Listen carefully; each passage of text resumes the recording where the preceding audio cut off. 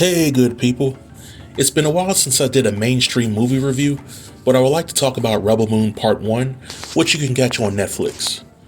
Now I think it's safe to say that there will be a ton of YouTube reviews on this movie, most of which will likely echo the same talking points. But for this review, I plan to just address the core points of the movie, and I'll tell you what I liked and disliked about it.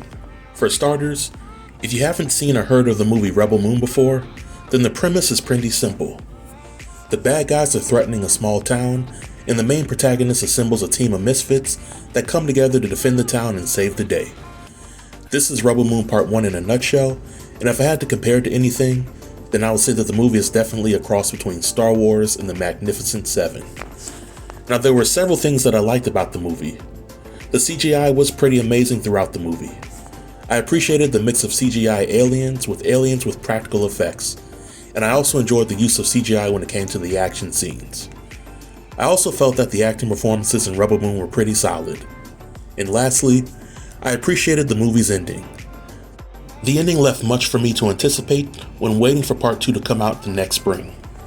But there were several things that I did not like about the movie. First, there was the character development or lack thereof. In this movie, the only character that is somewhat fleshed out is the main character Cora. We get a ton of her backstory that's shared throughout the movie. But outside of her character, we know little to nothing about the other characters in the movie, and in my opinion, that makes it somewhat hard to root for or against certain characters, or to understand their complexities. Secondly, I was somewhat disappointed in the fight scenes. With Zack Snyder being at the helm, I was expecting more hand-to-hand combat or sword scenes in the movie.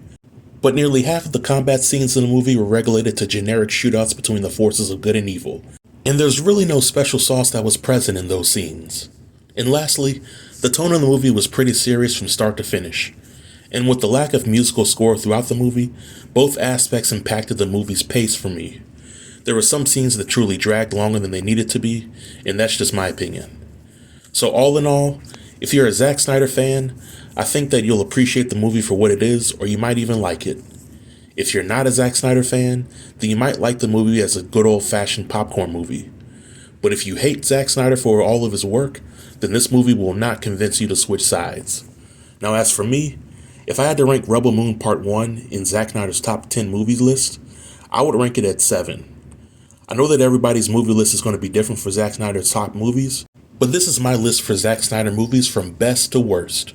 First, there's the Snyder Cut of Justice League.